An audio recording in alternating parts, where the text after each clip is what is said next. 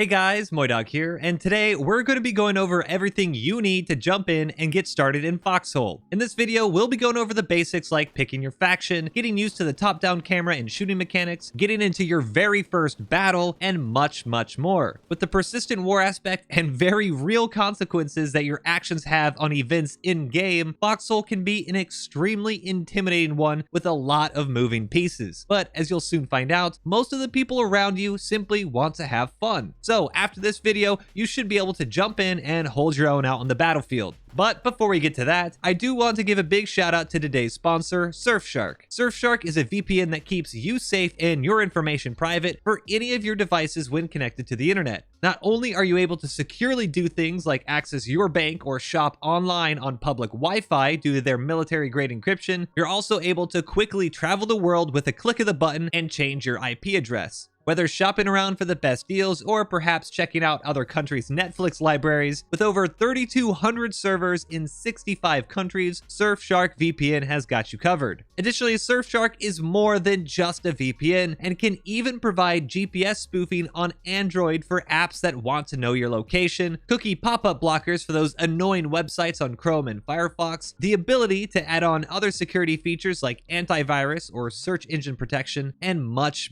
more. With their 100% RAM-only servers, every time you use Surfshark, any and all information will automatically be deleted whenever the server is turned off, so feel safe knowing that your data is secure. And by using promo code MoiDawg and clicking the link down below, you can get Surfshark VPN for 83% off and 3 extra months for free. Check out the link below, protect your data, and save some money. Thank you again for Surfshark for sponsoring today's video, and now let's get on with the show. So, you finally pulled the trigger, you got Foxhole, downloaded it, and now you're staring at the menu wondering what you've gotten yourself into.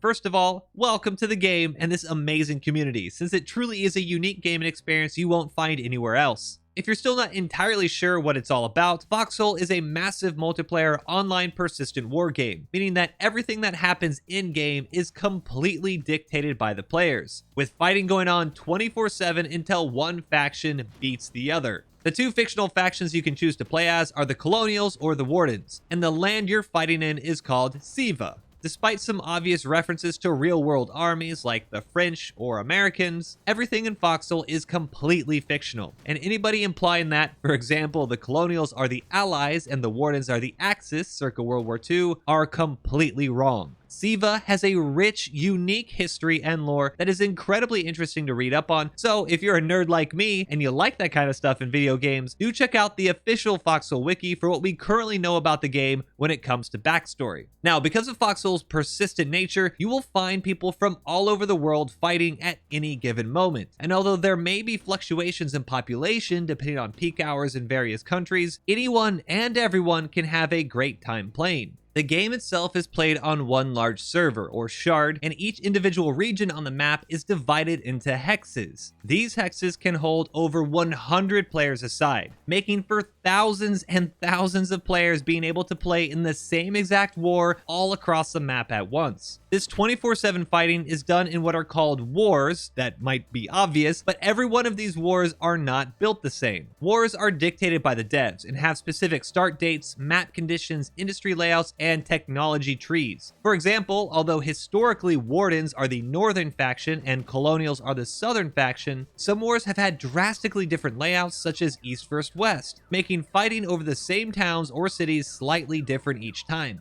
This also goes for technology, since in Foxhole, you don't get all of your equipment from the start, but instead have to research and unlock them as you progress. Some wars might make you choose between two different vehicles, making you weigh the pros and cons of each before deciding which one to lock in and produce, while other wars you might not even be able to use bayonets until missiles are unlocked. These slight tweaks to what is, for all intents and purposes, the same game over and over again make for an incredibly replayable experience. Now, although they have a set start date, wars in Foxhole have no set end date, and will finish whenever one side captures the required victory points. A victory point, or VP, is a specific city within each one of these regions. For example, if we take a look at Godcroft's, Axehead is the VP, and as it is currently blue, it means that it is under Warden control. At the time this video was made, we currently have 37 regions in game, and in order to win a war, one side must be in control of 32 victory points. And because of the sheer size of this, it is not uncommon for wars to last at a minimum 2 weeks, with the most recent ones taking upwards of 20 or 30 days to finish.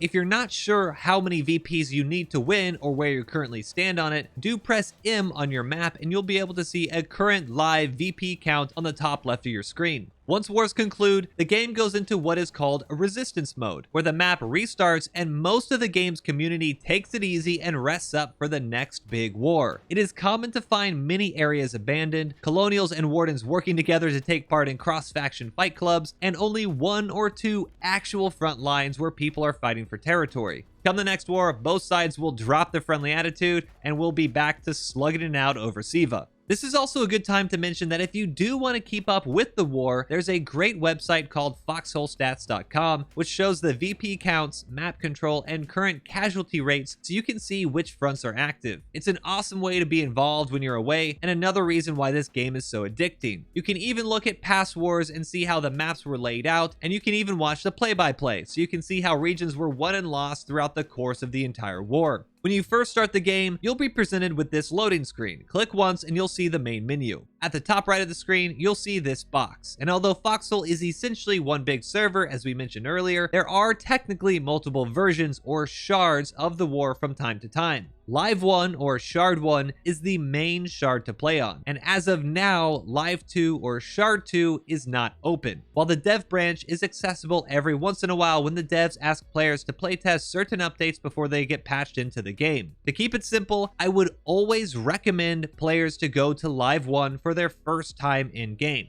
Once you've selected your shard, click the play option on the left and you'll be presented with this screen asking if you want to play as colonials or wardens. This is a very important choice since your war experience will be completely different depending on what faction you choose. Although wardens and colonials may have some similar vehicles and weaponry, the vast majority of their arsenals are unique to that specific faction, ranging from things like small arms, tanks, and artillery, to even things like uniforms, such as parkas which protect wardens against blizzards, or raincoats which keep colonials dry during rainstorms. You have 6 minutes from when you do deploy to change your faction if you wish. Otherwise, you'll be locked in and stuck until the next war starts. However, all new players do get 1 free faction swap per account if for whatever reason you did pick the wrong one and would like to change. Just contact support, file a ticket, and they'll take care of it. When you do deploy, you'll arrive at the home island. This area is a separate instance from the rest of the game, which allows you to check out the map, deploy to the other regions, and also test out weapons and vehicles. Before you do anything else in the game, I would strongly recommend doing Foxhole's tutorial, which is kind of like a choose your own adventure game. As with most games, WASD is to move around, shift is to sprint,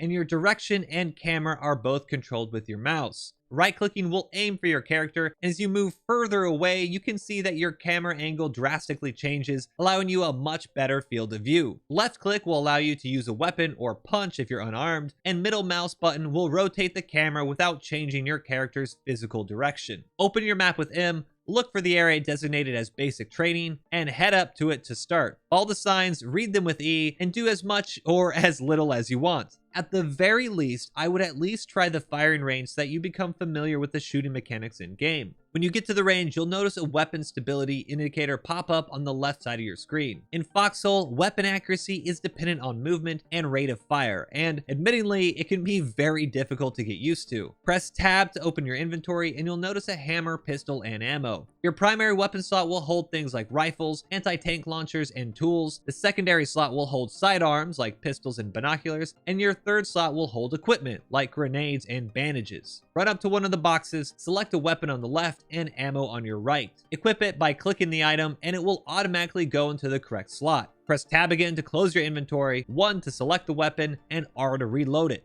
Now you're ready to fire. Right click to aim, and as you do, you'll notice that your crosshair varies in size depending on how quickly you move it, and the smaller it is, the more accurate your shots will be. Additionally, every time you fire your weapon, it needs to then be restabilized once again. So timing your shots properly and not firing wildly will be much more effective at hitting your targets. Take a couple practice shots and notice how the stability changes, and try to find the exact spot at when you can fire accurately and get maximum amount of damage. As you fire, you might notice that there is a white line and sometimes a red line in addition to your crosshairs. This white line indicates that your shot is within the weapon's effective range, and if this line ever drops off and disappears, your shots will either do significantly less damage or even none at all. The red line indicates that you're aiming at a target, but something is blocking your way. It's actually not a bad idea to aim where you get a little bit of a red line to make sure that you do hit your target. But as you can see here, even if you aim just in front of your target, bullets will still travel in the same direction and hit whatever is in its path.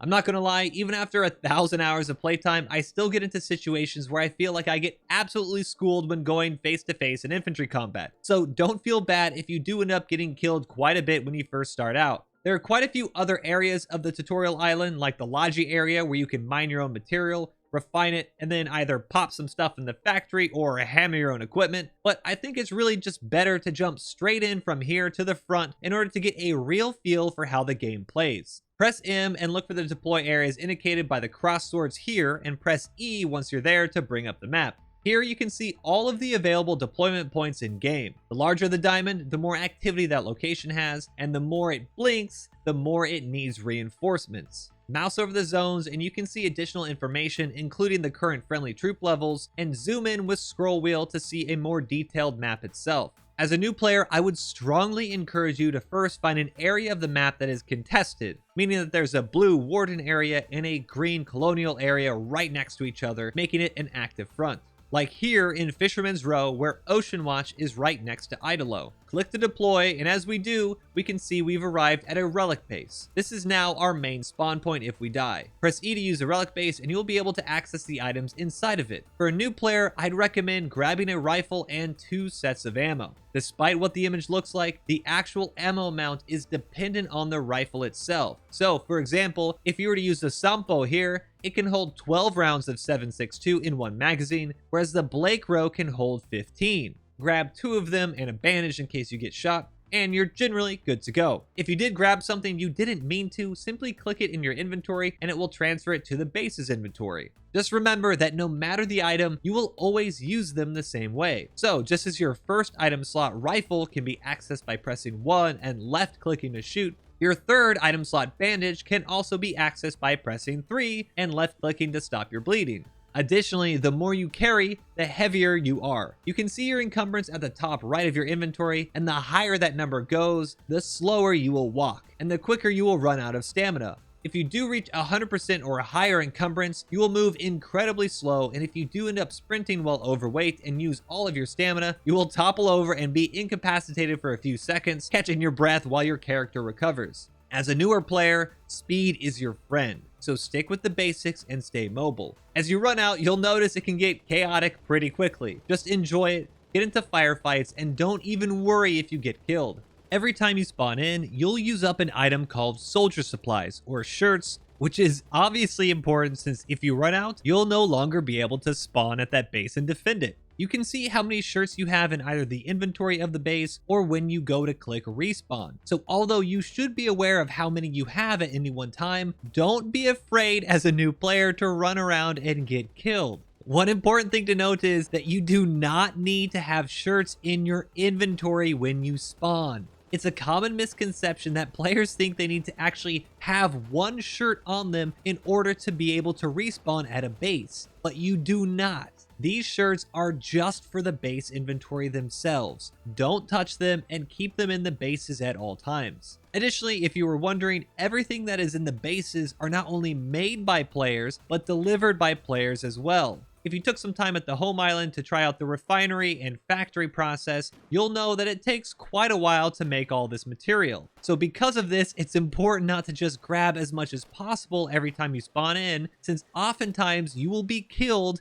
and lose a lot of equipment just a few minutes after you run out. Spawning in, assembling tons of gear, dying, and repeating is how bases get absolutely drained. So be aware of what's going on and load up accordingly. I'd also even challenge you to, instead of grabbing a completely new kit after every life, to spend some time running out with just your pistol and scavenging on the battlefield. It can be really rewarding using the things you find at the bottom of trenches and racking up the kills with them. To access items on the ground, press E, and if you wish to drop something, you can either right-click drop or Alt-left-click the item to do it quickly. Another quick tip is if there's a lot of stuff on the ground and you want to access one specific item, press Shift E to bring up a menu, and you can then select the specific item you wish to access. Now, as cool as these weapons are, one of the most important things to remember is that Foxhole is a team game, and coordination with those around you is crucial. Hold down T to speak into local chat, and if you wish, you can join a squad nearby, and use G for squad chat so you can speak to one another no matter where you are in the world. Do note, although you can't speak to the enemy team with voice comms, if you do type anything in local chat, the enemy can read that. So be careful if you're trying to convey sensitive information to those around you.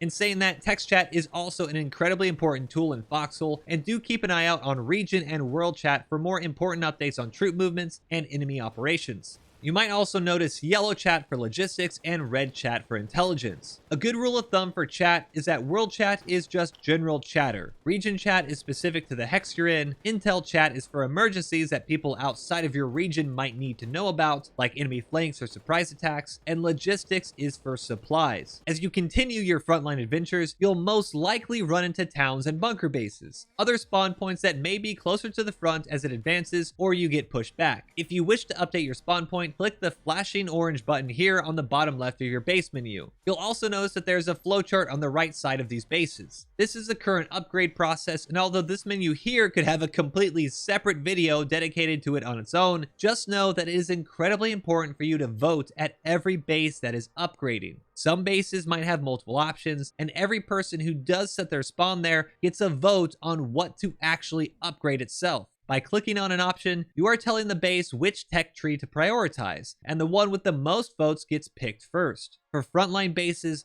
this is incredibly important since you might want to prioritize anti-tank defenses to combat vehicles, or perhaps observation bunkers so you can spot the enemy. If you're not sure what to vote, look for a sign out front that says what is preferred, or simply ask in local chat. At the very least, throw your vote on the one with the most progress in order to help it out. If for whatever reason you need to get on the other side of the map or somewhere pretty far, feel free to press escape and then home deploy in order to get back to the home island and then pick a new place from the deployment zone. Now, you also might be asked to jump in a vehicle, or you might want to hop in one yourself to get around. To do this, press Q to enter. Vehicles work like how they would in the real world, so if you would like to enter the driver's seat, you would have to hop in on the left side, passengers would be on the right, and other seats like the back of a truck would require you to, well, go to the back of the truck. When you're in a vehicle, you can press Control and 1 through 6 to swap to a specific seat, or Z to cycle through seats as well. As you drive, do keep an eye on the map. If you haven't noticed, some items on the map, like towns and bunker bases, are always visible, but things like vehicles and players are not. When you first spawn in or access a base,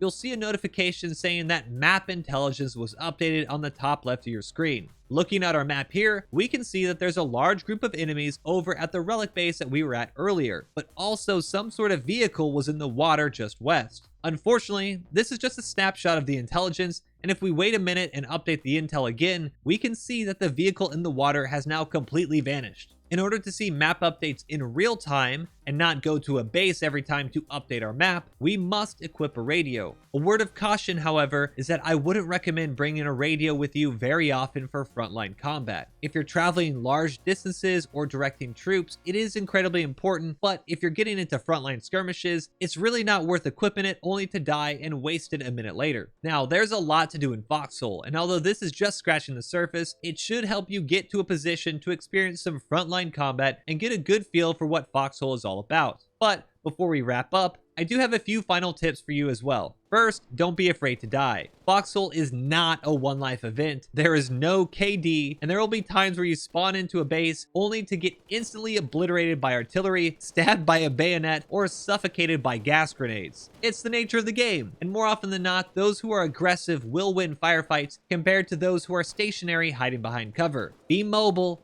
be aggressive, and force yourself to get into those firefights. It's really the only way you'll get better at shooting and staying alive. Vehicles can be locked by pressing L and unlocked by pressing L once more. You may find random vehicles locked around the battlefield, and a general rule of thumb is that if a combat vehicle is locked nearby, don't take it unless absolutely necessary, since it's most likely someone's that will be used soon. You can also use a wrench and unlock vehicles if needed, and this goes for enemy vehicles as well. Foxhole is a huge sandbox, so stealing enemy equipment is definitely encouraged and a lot of fun. Although I didn't want to cover building in this guide, building is a huge aspect of Foxhole, but can be extremely complicated. I will be putting together a full building guide shortly to help you guys get working on your first bunker base, defenses, and even some combat engineering. But for now, if you want to build, I would strongly recommend finding someone who is doing it themselves and offer to help. It's an incredibly easy process in theory, but simple mistakes can cause long-lasting issues to bunker integrity and their future survivability on the battlefield. Basic materials, or BMETs, are the building blocks of everything in Foxhole. And although BMETs cannot be equipped, you can carry quite a few in your inventory. Pull out your hammer and press B to pick the item you wish to build. Click to place a blueprint and click once more to begin building it. If something is damaged, do the exact same thing and you'll start repairing it by hammering the vehicle or structure itself. Up to 3 people can build an item, and an unlimited amount can help repair an item, so always feel free to swing a hammer if you see something that needs help. Don't be afraid to use equipment. If tanks are attacking and you see anti-tank weapons near you, jump on them and start blasting. If you come across a tank with only 1 or 2 people in it, ask if they need a third. A lot of newer players worry that they're going to sabotage their own team and waste equipment, but any older player would say that a vehicle in the backline going unused is always worse than a new player getting it destroyed and learning from it. Take everything in this game as a learning opportunity. Ask questions, volunteer for things, and in no time you'll be running your very own artillery battery or commanding a tank you built yourself. And lastly, don't let anyone tell you how to play Foxhole or that you should only stick to one role. There is so much to do in this game that I know even this intro video has missed quite a lot. It is such a large world out there, and there are so many different playstyles that you can have fun and be successful in. So just because you're a Logi runner one day doesn't mean for the entire war you have to run Logi. If you want to be a medic one day or try driving a tank, feel free. Embrace the sandbox aspect of this game and just enjoy it. You'll burn yourself out otherwise. But that just about wraps up everything you need to know to dive in and get into your first few fights in Foxhole. I'm sure there are some other tips and tricks out there, so if you're a new player and you have a question, or maybe you're a vet that would like to share your own piece of info, please post them in the comments below. If you did like the video, give it a thumbs up and subscribe for more, and don't forget to check out the live streams at twitch.tv/MoiDawg, where you can catch me playing the war live. But that's it for me. Until next time, peace.